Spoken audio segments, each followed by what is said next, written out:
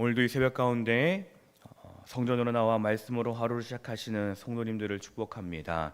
오늘의 말씀이 우리에게 능력이 되고 지혜가 되며 삶 가운데 드러나기를 소망합니다.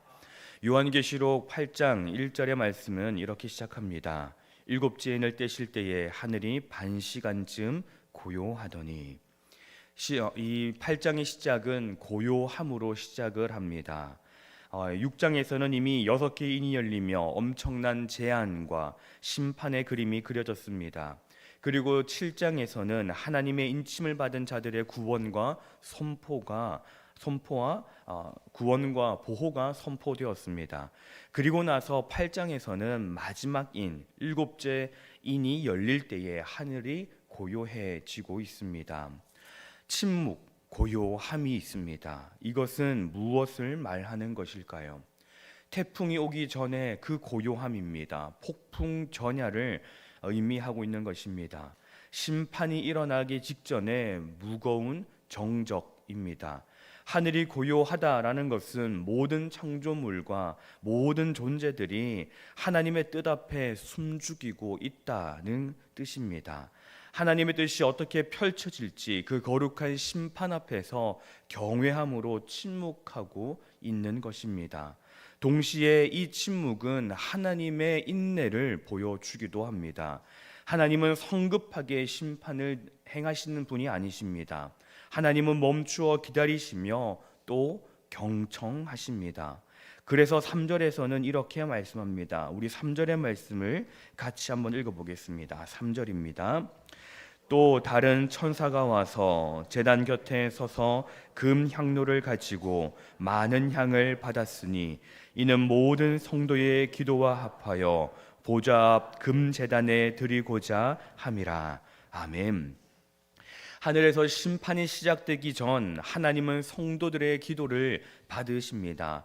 이 장면은 무엇을 의미하는 것일까요? 우리가 기도하는 것, 우리의 기도가 결코 땅에 떨어지지 않는다는 사실을 보여주고 있습니다.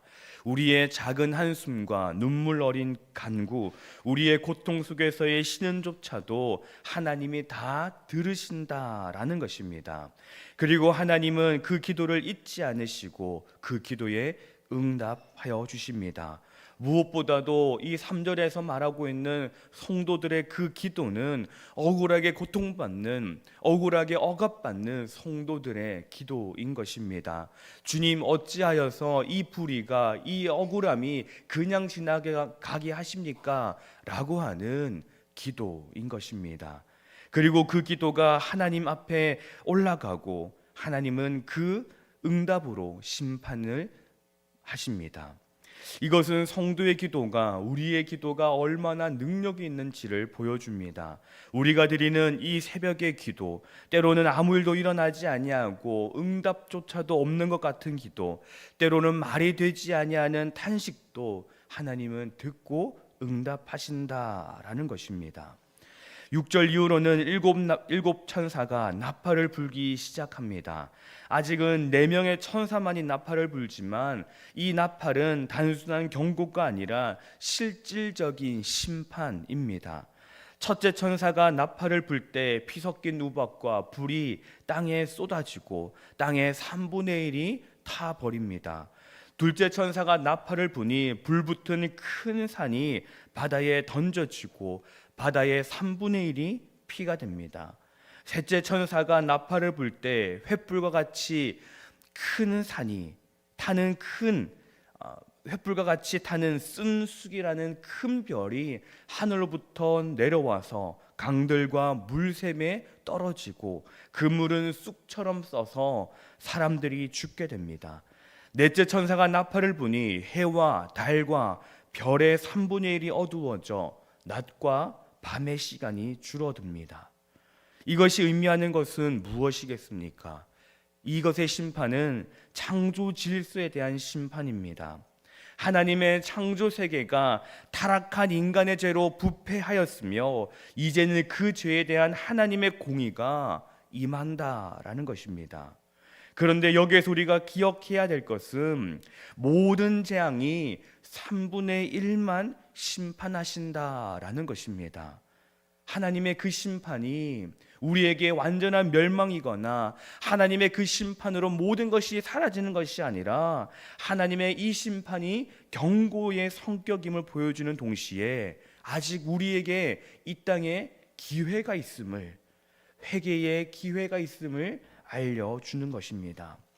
13절에서는 공중을 나는 독수리가 큰 소리로 외칩니다.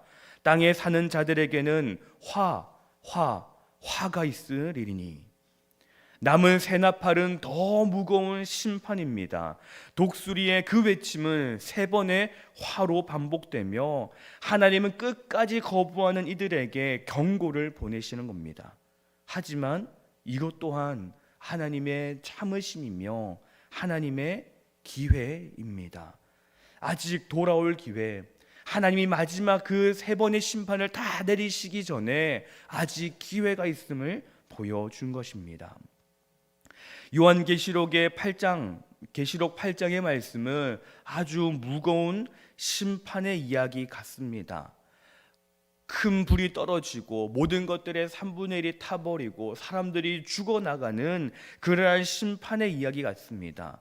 그러나 계시록 8장의 말씀을 조금 더 깊이 들여다보면 거기에는 기도의 능력과 하나님의 공의, 그리고 아직 우리에게는 기회가 있음을 전하는 말씀입니다.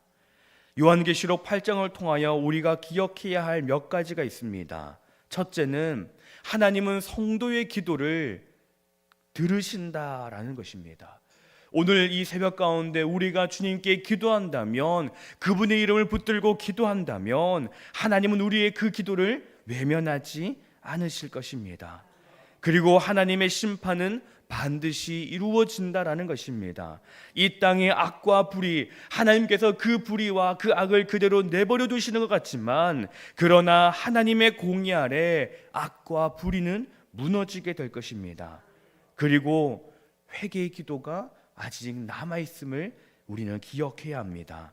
그러기에 우리는 깨어 있어야 하며 그 기회를 놓치지 말아야 합니다.